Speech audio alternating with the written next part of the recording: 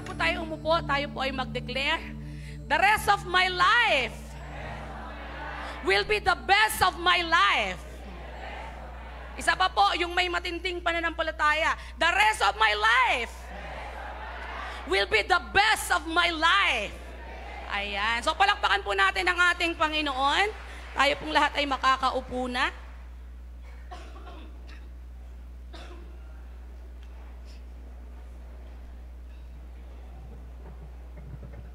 Ayan, pakisabi dyan sa katabi mo, natutuwa ako kasama kita ngayon. Kahit maulan, hindi ka naging literal na asin na kapag umuulan, natutunaw pag nababasa. Hindi ka naging literal na ilaw na kapag umuulan at nabasa, napupunde. Palakpakan po natin yung ating mga katabi. Ayan. We overcome, katulad ng kinantakan natin kanina, this is how we overcome. Na kahit na ang lakas-lakas ng paparating na bagyo, pero nandito po tayo, no? Nakasama natin yung ating mga kapatid. So, katulad ng in-announce po kahapon, no?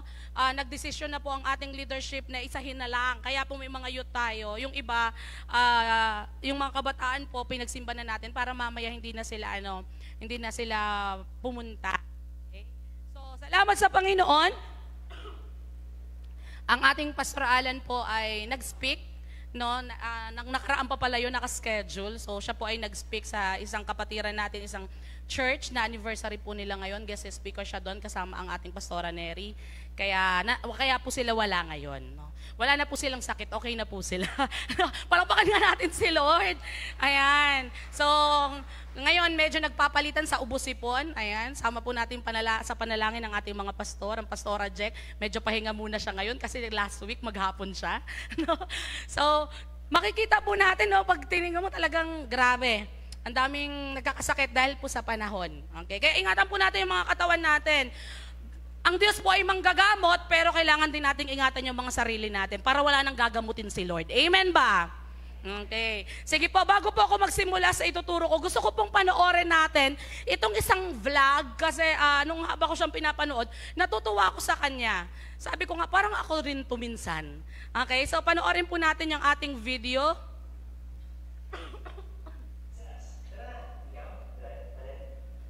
Okay, di pwede? Okay, dito ako, left seatbelt. Jesus, dito tayo pupunta. Bakit dito tayo dadaan? Jesus, ang layo, ikot pa tayo, dito lang naman po tayo. Pwede doon, no? Mas malapit. Di shortcut. Alright. Jesus, please, nagmamadali kasi ako. Para mabilis tayo makapunta. Please. Jesus, stop the car! Joke lang po. Sige po. Jesus, ang dilim! Saan tayo punta? Tunnel. Jesus, can I drive for a while?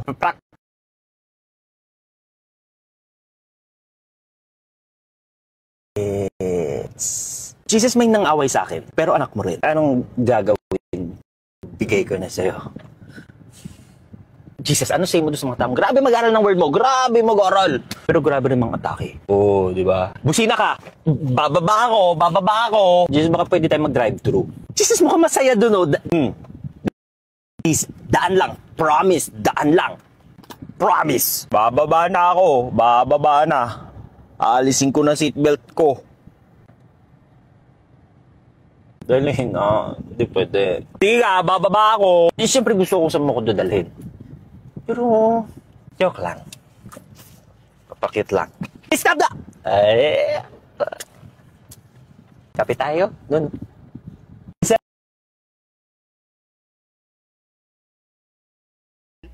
Actually, yung part 2 yan eh. May part 1, part 2, part 3, part 4 po ata yan. Pero dyan ako natuwa sa part 2 niya.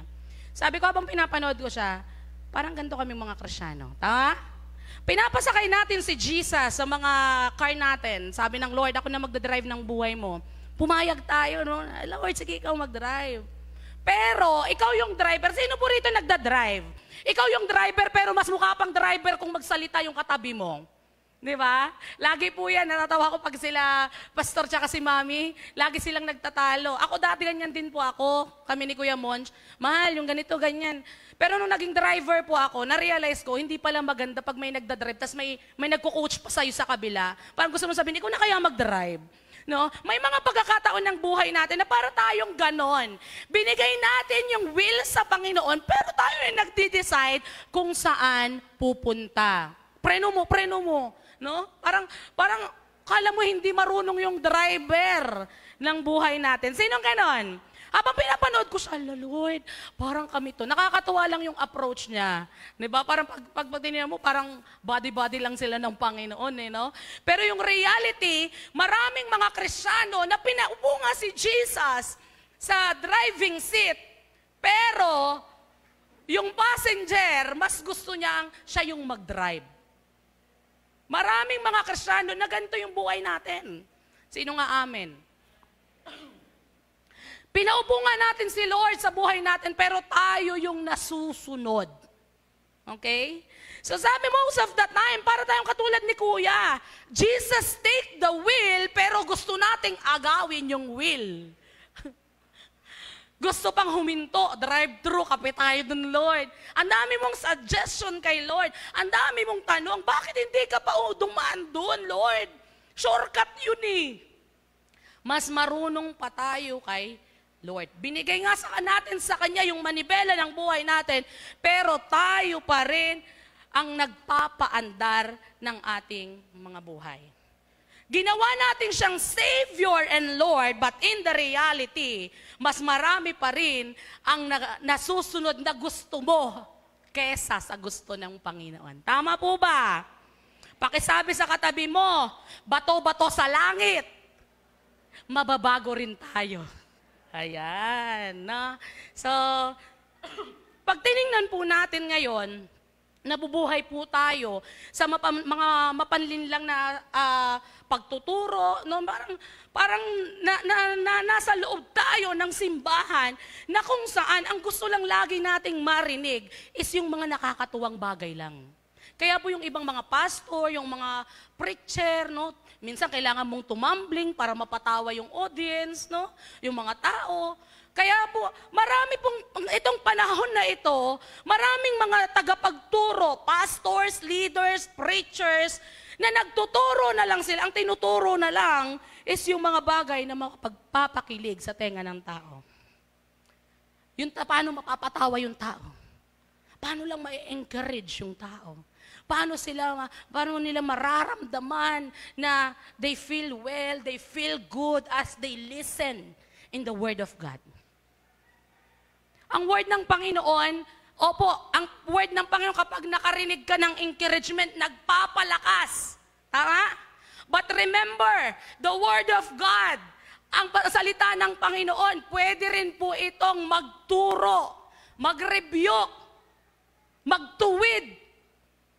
Kadalasan na maraming nagtuturo, ang tinuturo na lang nila kung paano palalakasin ang tao. Pero hindi na naituturo kung paano itutuwid ang tao.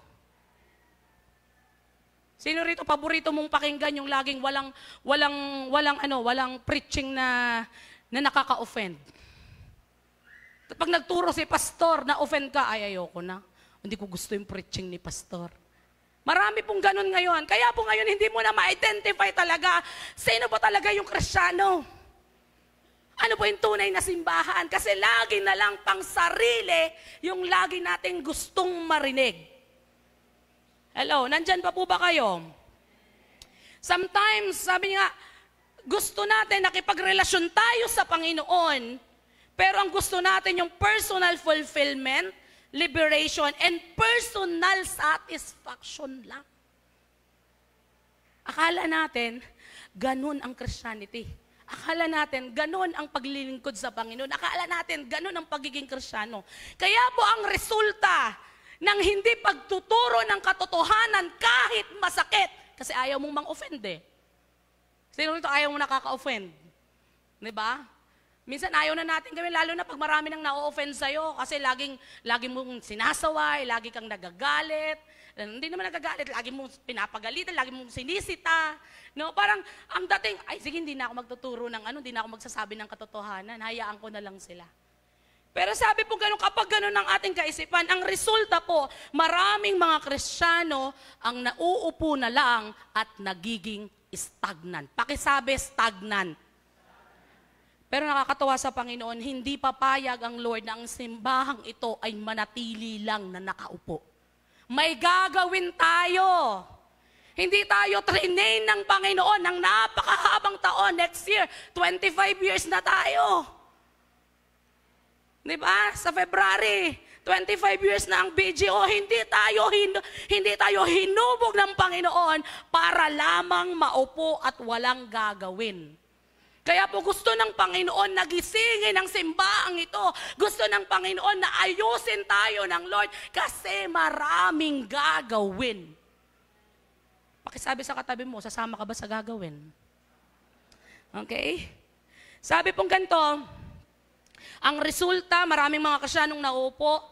At sabi niyang ganito, yung mga Kristiyano na gustong mag-grow, na gusto ang puso ng Panginoon, na feeling frustrated and discouraged, hunger at cheated dahil hindi napapakain ng tama. At ang mga younger faith, yung mga batang pananampalataya, nagiging empty dahil hindi nadi-disciple. Pakisabi, discipleship. Ito pong pinuntahan po ninyo, ang Bethel Global Outreach, hindi po ito membership. Ay, member ako ng BGO. Ay, member ako sa church na yan. Hindi po ito membership. Ang BGO ay discipleship po. Gusto kong i-inform, ipaalala sa bawat isa sa atin that our vision is winning souls and making disciples. Kaya ka nandito sa simbahan because na-win ka. And the purpose for you is to become disciple of Christ. Hindi lang maging tagapag-upo. Hindi lang maging tagapakinig. Hindi lang para every Sunday nagsisimba lang tayo. Hindi po yan ang ating vision. Hindi yan ang vision na binigay ng ating Panginoon. Ang gusto ng Lord, ang lahat ng mga taga-BGO ay maging disciple. Pakisabi, disciple. This morning, mabigat po yung ating pag-uusapan. Introduction pa lang ako. Ano ba yan? Ang dami ko sinasabi. Okay. So this morning po, pag-uusapan, medyo mabigat po ang ating pag-uusapan. Kasi ang pag-uusapan po natin ay patungkol sa lordship ng ating Panginoon. Pakisabi sa katabi mo, fasten your seatbelt. Kumapit ka sa bangko mo. Baka malaglag ka mamaya. Hello, nandiyan pa po ba kayo?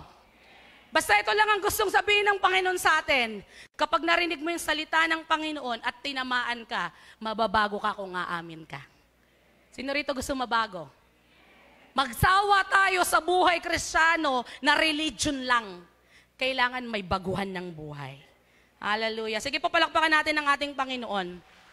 Tingnan po natin, ang pag-uusapan natin is the lordship of Christ. Nung tayo'y tumanggap sa Panginoong Jesus, pag binalikan po natin, tinanggap natin si Jesus bilang Lord and Savior. Ano ng Panginoon? Bilang Savior and Lord. Sa Savior po, makikita natin, niligtas talaga tayo ng Panginoon mula sa impyerno. Dapat lahat tayo pupunta ng impyerno dahil sa mga kasalanan natin at sa minana nating kasalanan. Pero dahil nagkaroon ka ng relasyon sa Panginoong Jesucristo, naranasan mo ang pagiging Savior ni Jesus. Amen? Pupunta ka na ng langit dahil ginawa mong Savior ang Panginoon. Niligtas ka ng ating Panginoon. Niligtas tayo ng ating Panginoon. And every day ng buhay natin, nararanasan natin ang pagiging Savior ni Lord. Tama po ba? Tama ba? Sa mga problemang pinagdadaanan natin, araw-araw tayong bumabiyahe, may bagyo, no, sila lumulubog na. Pero salamat sa, hindi ko sinasabing salamat sa Lord, lumubog sila. But ang sinasabi ko, iningatan tayo ng Panginoon at patuloy na iniingatan ng ating Panginoon. Araw-araw, nararanasan natin ang pagiging Savior ng ating Diyos. Now, punta tayo dun sa isa. Savior, yung isa is Lord. Eto na. Pag tiningnan natin, gamit na gamit ba sa buhay natin ang pagiging Lord ni Jesus? Tanungin kita, yung Savior gamit na gamit eh. Bago ka umalis, everyday, si Kuya Munch, bago yan umalis, Pinagpipray ko yan. Ingatan mo yung asawa ko, Panginoon, sa biyahe. Lahat ng mga accident, mga demon driver, no? Talagang pinapakover ko yan sa Panginoon. Ingat na ingat. Gamit na gamit ang Savior. Ang tanong, gamit na gamit ba ang salitang Lord o gamit na gamit ba ang Lord sa buhay mo? That's the question. Tunay bang si Lord? Tunay bang si Jesus ang Lord ko or Savior ko lang siya? Yan po yung ating pag-uusapan. Tingnan po natin, what is Lordship of Jesus? Ano po ba yung Lordship ng ating Panginoon? Lord means someone or something have power, authority, or influence, a master or a ruler. Kapag sinabing Lord, siya po ay may kapangyarihan. No? May power, may authority, may influence. And usual, ginagamit po siya bilang master or a ruler. Okay? So, tingnan po natin yung concept ng Biblia sa pagiging Lord ng ating Panginoong Yesus. O yung concept ng Biblia pag sinabing Lord. Tingnan po natin yung tinatawag na concept ng Bible. Balik po tayo. Ano bang ibig sabihin ng Lord sa Bible? Paano ba nagfa-function ng Lord? O ano bang ibig sabihin ng Lordship? Tayo pong mga Kristiyano, kailangan nating maunawaan na magkaroon tayo ng tinatawag na kingdom mindset. Pakisabi, kingdom. Nung tayo ay pumasok sa kaharian ng Diyos, hindi na po tayo demokrasya. Nung ikaw ay tumanggap sa Panginoon, pumasok ka sa kingdom. Magkaiba po ang kingdom, magkaiba po ang democratic. Ang Pilipinas, tayo po ay demokrasya. Tama? Hindi po hari ang nagpapatakbo sa atin, presidente. Tama? Pero pag pumunta ka sa Great Britain, hari doon. Kung di ako nagkakamali sa Dubai or Saudi, king, prince. Diba? Sila yung mga kingdom. O kingdom nga of Saudi Arabia. Sila yung mga kingdom. Ang Biblia, hindi mo siya pwedeng i-apply na ang kaisipan mo po ay demokrasya, hindi mo maiintindihan at hindi mo ma-apply. Maliban na lang na ang maging kaisipan mo ay kingdom. Nung panahon po noon, pag sinabing kingdom, sa kingdom po merong hari, merong servant. No, may mga servant, may mga alipin, hindi lang naman hari, even yung mga mayayaman. Kapag mayaman ka doon, ang tawag sa iyo, Lord. Lord Gerald. Lord, kasi yung mga British, di ba? Di ba? Yung mga Lord June. Ganda ng mga pangalan. No? May kadugtong. Meron kang title nung time na yon. At sabi pong ganito, pag gusto nilang bumili ng alipin, titingin lang sila sa bentahan ng alipin. And then pinili yung alipin. Pag pinili ka, ikaw yung alipin, nabili ka, kung sino yung bumili sa'yo, kahit anong gawin niya sa'yo, wala kang magagawa. That is lordship. Pag sinabi ng amo mo, tumalon ka, wala kang magagawa. Gumapang ka. Wala kang magagawa. Pag sinabi ng amo mo, gusto kitang tanggalin ng isang daliri, wala kang magagawa. Dahil hindi mo pagmamay-ari ang sarili mo. Pagmamay-ari ka ng Lord mo. Ganun po yung context ng tinatawag na lordship. Kung sino ang bumili sa'yo, siya ang nagmamay-ari sa'yo. Dito sa atin, iba. Dahil sa human rights, no, ang katulong nga, bawal na tawaging katulong.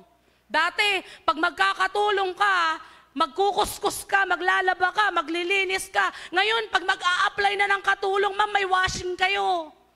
Yung washing nyo po ba, ma'am, automatic. Pag hindi automatic, namimili yung katulong. Ma'am, meron ba kayong map? Kasi masakit sa likod pag nagmamap eh. Hindi ako pwedeng punas-punas lang. Iba po ngayon. Kaya hindi mo pwedeng intindihin ang Biblia sa concept ng demokrasya. Ang Biblia ay about kingdom of God. Pakisabi, kingdom. Pumasok po kayo sa lugar na kung saan kingdom. Pumasok po tayo sa isang pananampalataya kung saan nasa ilalim ng tinatawag na kingdom. Na tayo pong lahat ay servant. Ito po, kapag kung sino yung bumili sa'yo, siya yung nagmamay-ari sa'yo. Therefore, tayo po, nung wala pa tayo sa Panginoon, alipin tayo ng kasalanan. Tama? Kaya nga naimbento yung kantang, gusto kong bumait pero di ko magawa. Rapper na. Diba? Naimbento yun kasi maraming tao, they want to be good. Gusto nilang ayusin yung buhay nila. Gusto nilang maging matinong tao. Pero bakit hindi nila magawa? Dahil alipin po tayo ng kasalanan. Pag sinabing alipin, wala kang kayang gawin sa sarili mo. Para sa sarili mo. Hindi mo kayang palayain yung sarili mo, hindi mo kayang bayaran yung sarili mo, pagmamay-ari tayo ng kasalanan nung hindi pa tayo kumikilala sa Panginoon. Pero ito, good thing. Sabi ng salita ng Panginoon, nung tinanggap mo si Jesus bilang Savior and Lord mo, binayaran ka ng Diyos. Ibinayad ni Jesus Christ ang kanyang buhay at dugo para sa iyo. Sabi ng 1 Peter 1:18-19, nalalaman ninyong tinubos kayo mula sa walang kabuluhang paraan ng pamumuhay na minana ninyo sa inyong mga ninuno. Ang ipinangtubos sa inyo ay hindi nasisirang mga bagay na gaya ng pilak at ginto. Hindi ka binili ng Lord ng thousands, millions, billions na pera. Hindi ka binili ng Panginoon ng tons of golds and precious na mga bato. Sabi niya ganito ng salita ng Panginoon, subalit ang ipinangtubos sa iyo ay ang mahalagang dugo ni Kristo at siya ay tulad ng isang korderong walang kapintasan at walang dungis. Gusto kong maunawaan nating lahat. Gusto ng Panginoon maunawaan nating lahat. Hindi ka binayaran ng Panginoon ng basta-basta. Binayad sa iyo ni Jesus ay buhay at dugo niya. Pakisabi sa katabi mo, kaya umayos ka. Hello, church, gusto ng Panginoon maintindihan natin. Hindi tayo kinuha lang ng Panginoon ng, ay, sige, gusto ko yan, ano lang.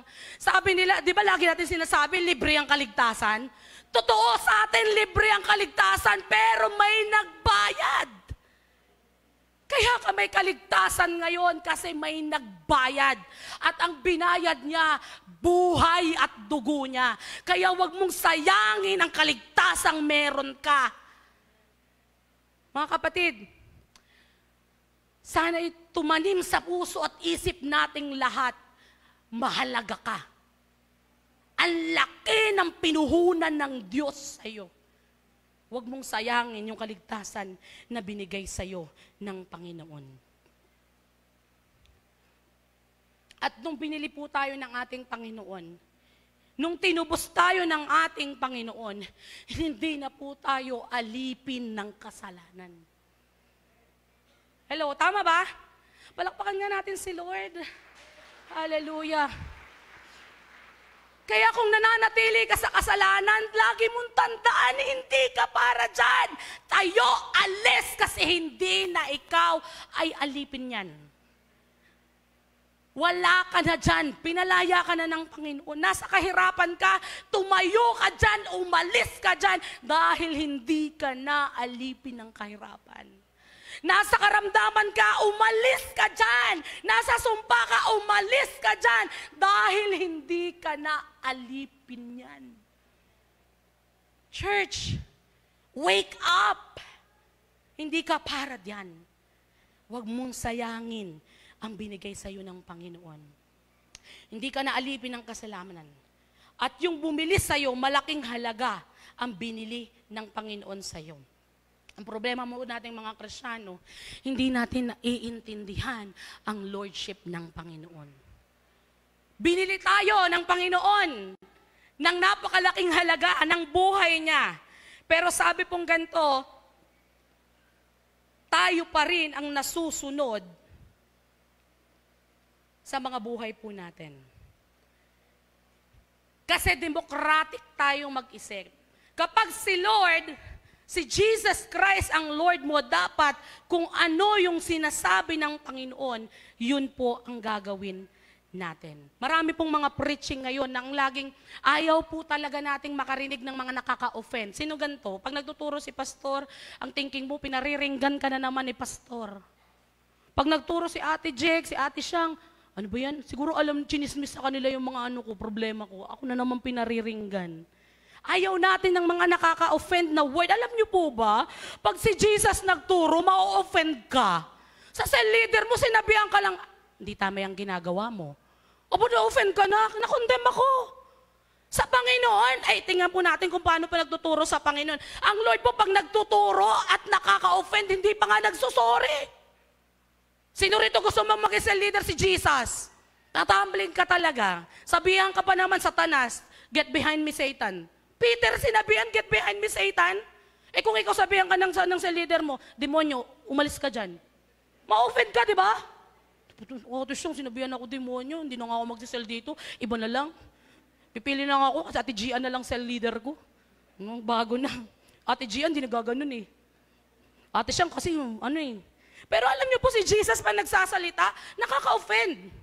Kasi si Lord nagsasabi siya ng totoo.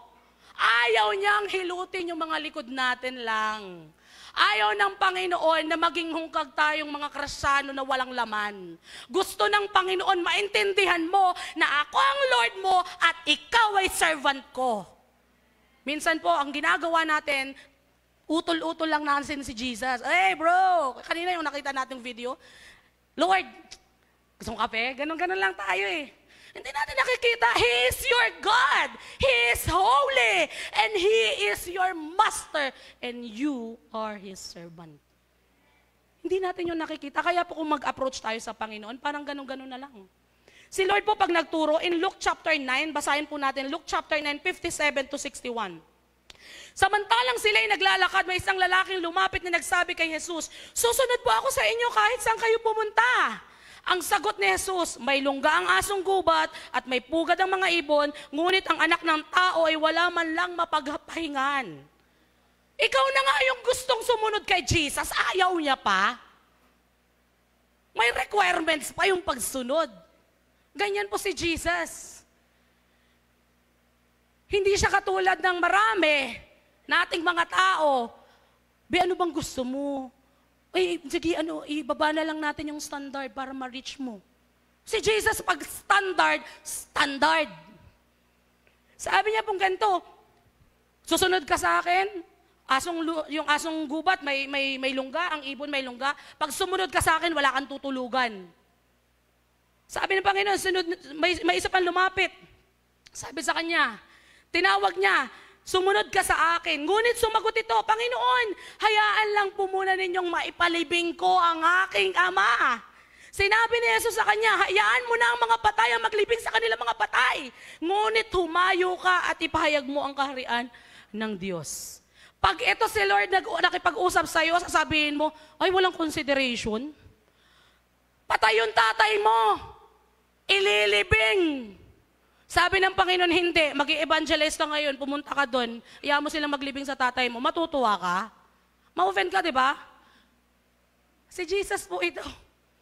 Ang problema natin mga Kristiyano ngayon, pag nagsalita yung pastor, nagsalita ang cell leader, kapatid, dapat ito ginagawa natin. Na-offend po tayo. Pag tinignan mo si Lord, hindi. Gusto mong sumunod sa akin? Yung tatay mo na ililibing, hayaan mo silang maglibing yan. Ikaw, sumunod ka, i-preach mo yung gospel. Oh, grabe. Radical si Jesus kapag nag-disciple. Pero grabe naman, yung mga din-disciple ni Jesus, binaliktad talaga nila ang mundo upside down. Kaya nakarating po sa atin. Ano pa? Sabi niya, ganito naman ang tugon, sabi niya ganito, may isa namang lumapit sa kanya. Susunod po ako sa inyo. Ito, nag-present na to. Panginoon, ngunit, hayaan ninyong magpaalam muna ako sa aking pamilya. Valid? Oo naman, susunod ka kay Jesus, ilang araw ka mawawala, tapos hindi ka magpapaalam sa wala na yung tatay mo. Tama? Pero sabi ng Panginoon, at ganito naman ang tugon ni Jesus, sino mang nagsimulang mag-araro, ngunit panay ang lingon, ay hindi karapat-dapat sa kaharian ng Diyos. Wow! Wow, Lord! Sino pa gusto maging disciple ni Jesus? Kapag tiningnan mo ang bigat ng Panginoon, ang bigat ng mga binibitawan ng Diyos sa mga gustong sumunod sa Panginoon. Ganyan po ang lordship ng Lord. Si Lord, hindi po siya natatakot na mawalan ng follower. Tayo po, mawalan lang tayo ng follower sa Instagram, sa ating mga vlog, kung ano-ano nang gagawin natin kahit hindi na tama. Para lang marami nagpa-follow sa atin. Pero si Lord hindi. Gusto mo sumunod, ikaw ang susunod sa standard niya. Hindi yung standard ang ibababa. Mga kapatid, tayo po, lingkod tayo ng Panginoon, servant tayo ng Lord. Si Lord ang dapat na nasusunod sa buhay mo, hindi ikaw. Tinitingnan ko ngayon sarili ko akala ko nakakasunod na ako. Akala ko ano na ako, talagang disciple na ako ni Jesus. Nakita sarili ko, hiyang-hiya ako sa Panginoon. Hindi pa pala. Kasi sarili ko pa rin ang nabubuhay sa akin. Ngayon po, baliktad na. Si Lord na ang gustong pasunurin. Kung anong gusto natin, kung ano lang yung kaya kong ibigay, Panginoon, ito lang talaga. Hindi ko kayang ibigay yung Sunday ko, Lord Hindi ko kaya, Panginoong mag-disciple mo. Ayoko mga ganyan, sharing, Panginoon, share ng gospel. Hindi, dito na lang po ako, uupo na lang po ako. Hindi po discipleship yun. Hindi po yun lordship ng Panginoon. Gusto ng Panginoon na makita natin yung halaga po ng tinatawag ng lordship ng ating Diyos. Lordship means Jesus is greater than everything. He is greater than angels and so are His name, His role, and His purpose. Yung leadership po ng Panginoon, yung lordship po ni Jesus Christ, makikita po natin, hindi po basta-basta. Pag sinabing lordship, si Lord ang masusunod at hindi ikaw. Na, sabi ng Panginoon sa Matthew 16:24, then Jesus said to His disciple, if anyone, sino rito gusto maging disciple ni Jesus? Gusto niyo pa po ba maging disciple ni Jesus? Yari ka siyang pag naubos yung tao sa church. Yari ako kay pastor. Hindi. Ito sabi ng Panginoon if anyone desire to come after me, let him deny himself, take up his cross, and follow me. Gusto ko pong ipaunawa sa bawat isa sa atin. Nung nagdesisyon ka na maging disciple ni Jesus, papatayin mo yung sarili mo. Papatayin mo lahat ng desire mo. Papatayin mo lahat ng pangarap mo.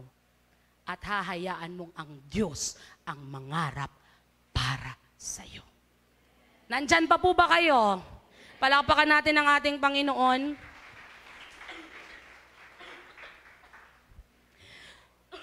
Mabilis na lang naman yung mga susunod na Okay. Gusto ko lang po i-share yung isang testimony na kinuwento sa akin ni Pastor. Dito po kasi sa atin, pag sinabing Christianity, napakababaw na. Alam niyo po ba sa ibang bansa, pag naging Kristiyano ka, buhay mo ang kapalit?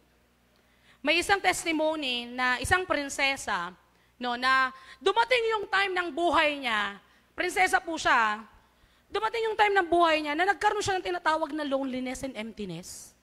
Tinuro kasi namin nung nakaraan yung feeling empty sa campus ministry. Grabe, kiiyakan yung mga bata.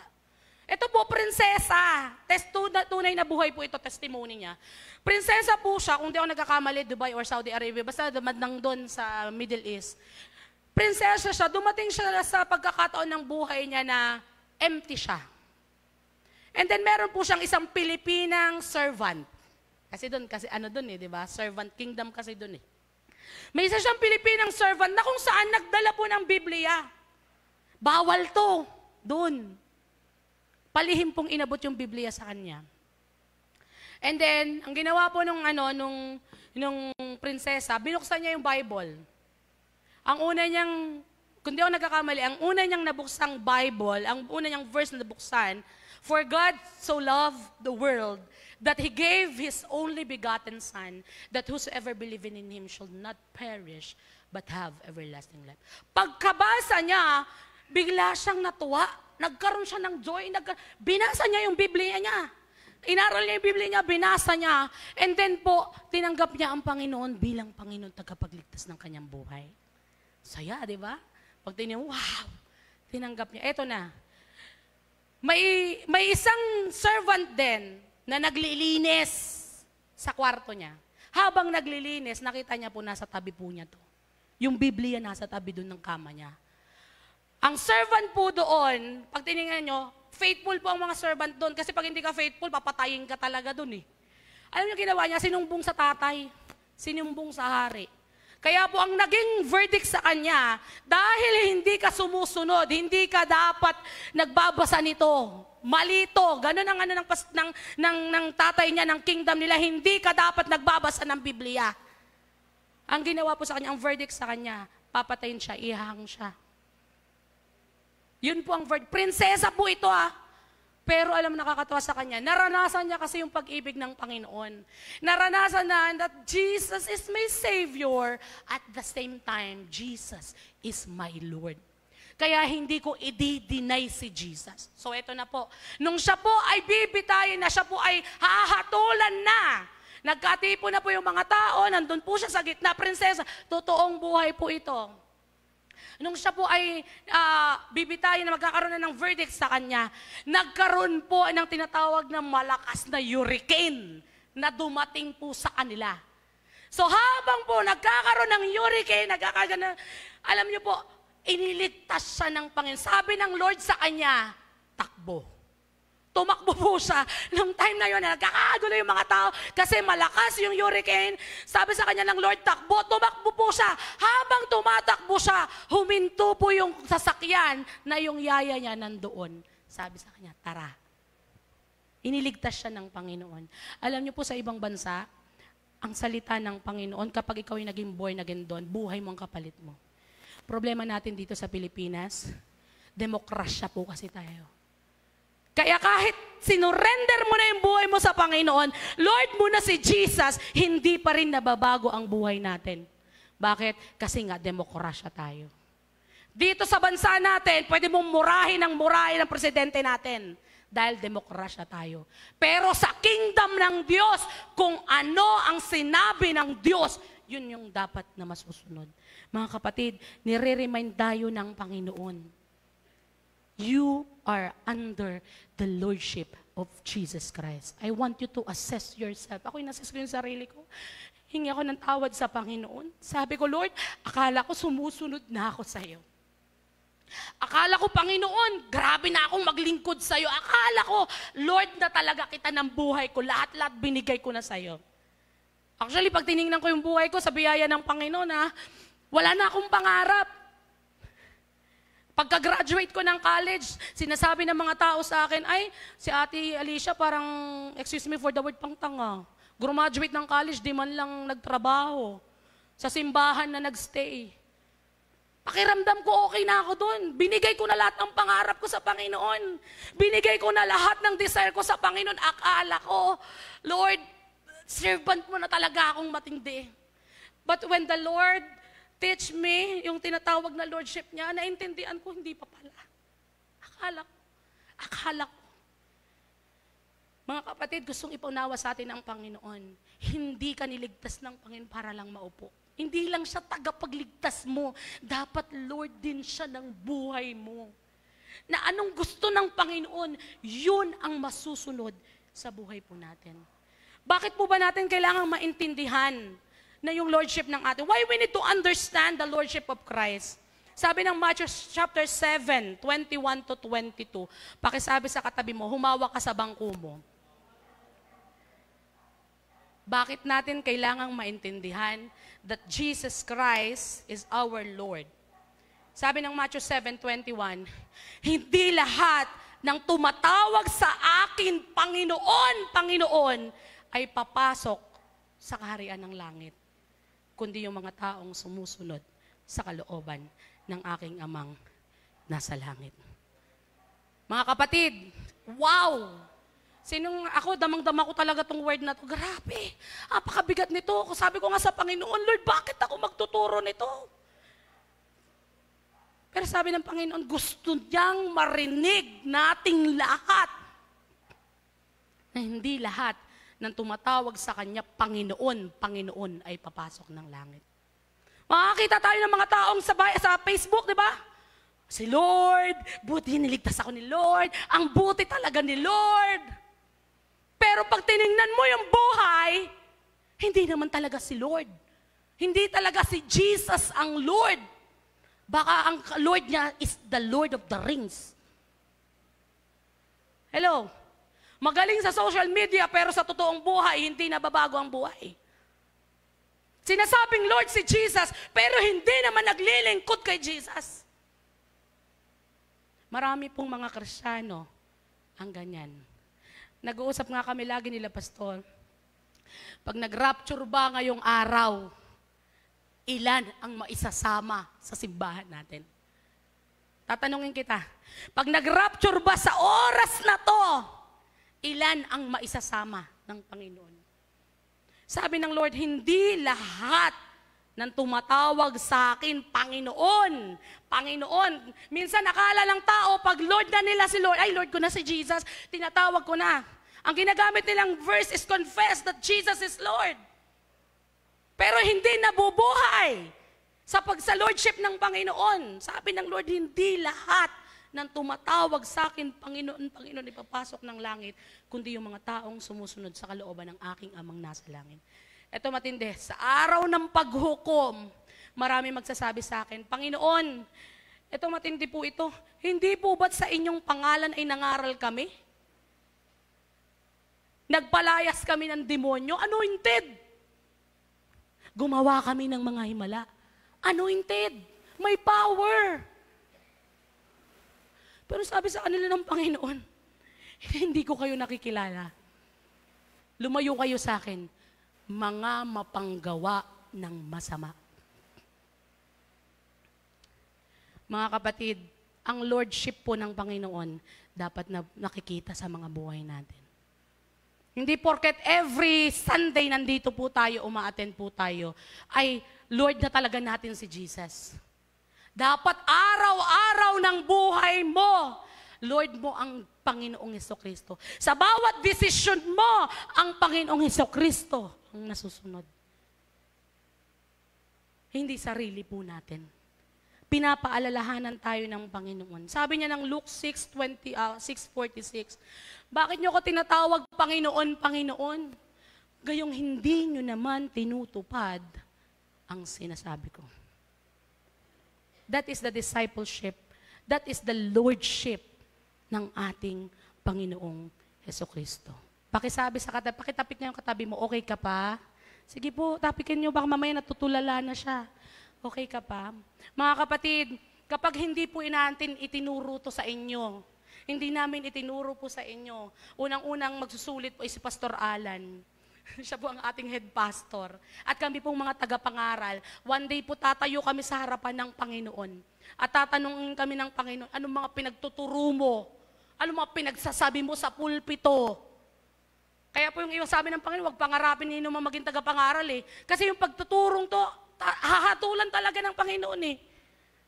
Ang maraming judgment, yung maraming pinagkatiwalaan. Sabi ng Panginoon sa atin, pinauunawa sa atin ng Lord, He is our Lord. Dapat radikal yung pagsunod natin sa Panginoon. Church, sa lahat po ng mga kasabayan ko po rito, alam mo, hindi ka ganyan. Sa lahat po, even ako, alam ko sa sarili ko, hindi ako ganito, Panginoon. Mayroon pa akong mas iaayos na buhay. Gusto ko pong sabihin sa inyo, paulit-ulit, laging sinasabi rin ni Pastor Alan, hindi po mahirap maging Kristiyano. Napakahirap. Napakahirap. Even I am praying every day, nagpe-pray ako sa Lord, humingi ako ng biyaya sa Panginoon. Lagi ako nananalangin sa Panginoon, Lord, kung pwede lang bumalik ka na. Kasi baka dumating ka na kung saan ang lamig na ng puso ko sa'yo. Kasi nararamdaman ko siya. Ako po nararamdaman ko, alam ko sa sarili ko na Lord, nahihirapan na akong sumunod. Kapag hindi mo pa pinaiksi yung oras, Panginoon, baka datnan mo ako, layo ko na sa'yo. Kailangan nating ayusin yung mga paglilingkod natin sa Panginoon. Ayusin yung mga relasyon natin sa Panginoon. Mga kapatid, nandyan pa po ba kayo? Paalala po ito ng Lord. Bakit kailangan natin maintindihan yung Lordship ng Lord? Hindi lahat ng tumatawag sa Kanya maliligtas. Hindi lahat ng tumatawag sa Kanya papasok ng langit. Kasi may mga tao, they confess that Jesus is Lord, but hindi nakikita sa buhay. Dapat nakikita. Pakisabi sa katabi mo, dapat nakikita. Hello? Huwag kayong mag-alala, ako yung unang inaano ng Panginoon dito. Lahat kami na nag-aaral, kami po yung inuuna ng Panginoon. Mga kapatid, malapit na dumating si Lord. Nag-uusap kami ng asawa ko noong nakaraan. Mag-14 years na kami this December. 38 na siya sa December. 36 na ako ngayon. Sabi namin, ang bilis ng buhay. Si Joey, iniwan na tayo. Si Daddy, sabi ko si Pastor Alan, 4 years na lang. Senior na siya. At bawat dagdag nun, sabi ko, Daddy, nag-usap kami ni Daddy, sabi ko, Dad, yung bawat araw mo nun, bonus na lang sa'yo ng Panginoon. Anytime, any moment, kukunin tayo ng Panginoon. At nakikita natin sa paligid, pasama ng pasama, yung mga bagyo, palakas ng laki, yung mga delubyo, pumapatay ng napakaraming tao. Nandun na po tayo sa birth pain. Nandun na tayo, napakalapit na po natin. Malapit nang dumating ang Panginoon. Ayusin na natin yung mga buhay natin. Kaya po dito sa simbahan ko ito, maririnig at maririnig po natin ang paulit-ulit. Ayusin natin yung mga buhay natin. Siguro napapasahan na lang din ako ng ano ni Pastor. Kala mo, kaedad ko si Pastor pag nag-uusap kami. Kasi ang laging kaisipan ni Daddy, konti na lang buhay ko, nak. Gusto ko nang ibigay lahat sa Panginoon. Konti na lang na. Sabi niya gano'n sa akin. Kaya minsan pag pinapasa sa akin ni Daddy, nare-realize ko din, konti na lang din pala ako. Parang 10 plus na lang, magsi-60 na. Kaya sabi ko, Lord, konti na lang yung panahon namin. Mas kailangan naming ayusin ang mga buhay namin. Hello? Sa mga mas nakakatanda po sa akin, gusto ko kayong paalalahanan, konti na lang ang buhay ninyo. Hindi natin alam kung sino mauuna. Pero darating ang panahon, lahat tayo, haharap tayo ng pare-pareho sa Panginoon. At huhusgahan tayo ng Panginoon kung paano tayo namuhay dito sa lupa. Isa po itong paalala ng Panginoon sa atin. Sa last verse na ibibigay ko po sa inyo, in Luke chapter 14, 25 to 26, tsaka 27, sabi niya ganito, a large crowd was following Jesus. He turned around and said to them, if you want to be my disciple, you must, by comparison, hate everyone else. Huh? Si Lord po nagsabi nito, your father and mother, wife and children, brothers and sister, yes, even your own life. Otherwise, you cannot be my disciple. And whoever does not carry their cross and follow me cannot be a disciple. Mga kapatid, hindi sinabi ng Panginoon, wag mong mahalin ang pamilya mo. Hindi sinabi ng Panginoon, wag mong mahalin ang asawa mo. Huwag mo mahalin ang anak mo, huwag mo mahalin. Hindi po. Ang sabi ng Panginoon, kung sino ang magmamahal sa kanyang asawa, sa kanyang nanay, sa kanyang tatay, sa kanyang mga kapatid, nang higit sa akin, hindi ka karapat-dapat na maging tagasunod ni Kristo. If you want to become a follower of Christ, you need to deny yourself. Patayan po ng sarili ang paglilingkod sa Panginoon. Hindi po tayo nakaupo lang sa simbahan na to. Hindi lang po tayo religion. Baguhan ng buhay. Ayusan ng buhay ang hinihingi ng Panginoon. Kaya po itong mga susunod, maririnig nyo po ang mga radikal na pagbabago na gusto ng Panginoon para sa simbahan. Alam nyo po, karapat-dapat po ba si Lord paglingkuran ng tama? Karapat-dapat po ba si Lord paglingkuran ng tama? Isang gustong ipaunawa sa atin ng Lord, no? Sinave kita. Hindi dahil hindi sa maliit na pagtubos. Sinave kita ng malaking halaga. At ako ang nagmamay-ari sa'yo. At dala-dala mo ang pangalan ko. At kahit anong gawin mo, nagre-reflect ako. Kaya po maraming mga tao ngayon, born again ba yan? Christian ba yan? Nako-question po ang pangalan ng Panginoon.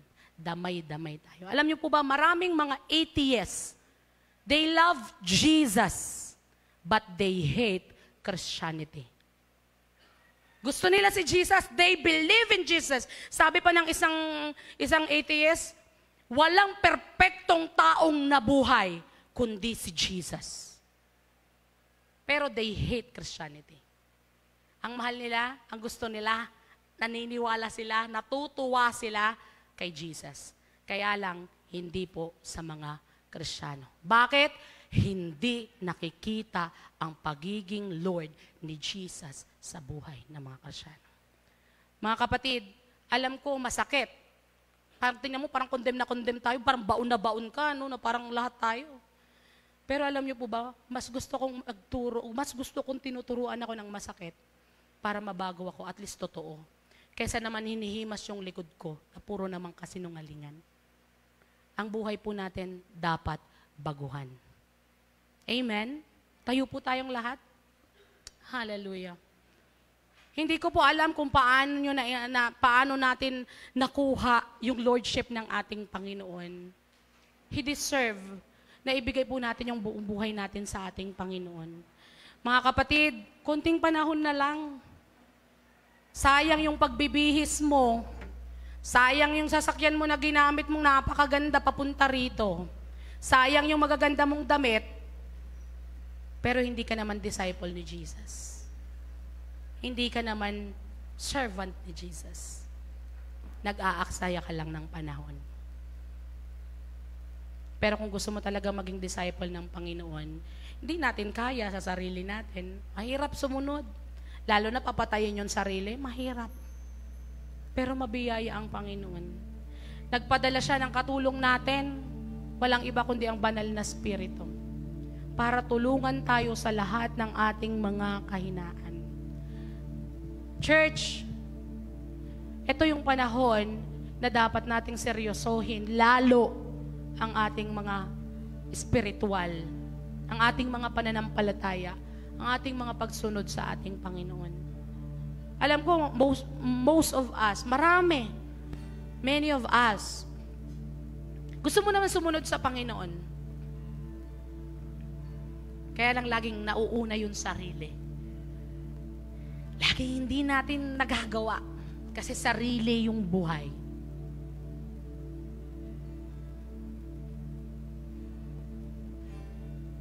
Sarili natin yung laging nauuna, sarili natin yung laging nagdidesisyon.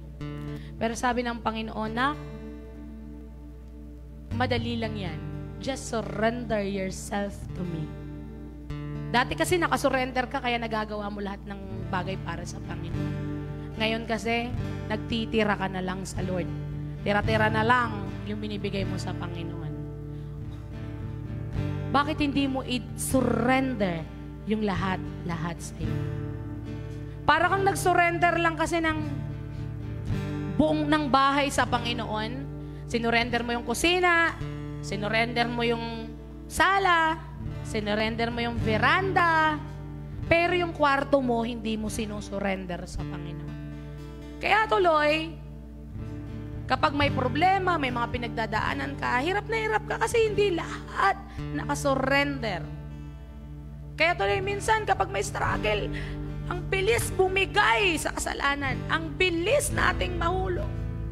Hindi kasi nakasurrender yung buong-buo sa atin. It's time to surrender pati yung kwarto mong yan sa ating Panginoon. Let us surrender our lives all your heart, all your soul, all your strength to Jesus. Surrender it all. Hallelujah.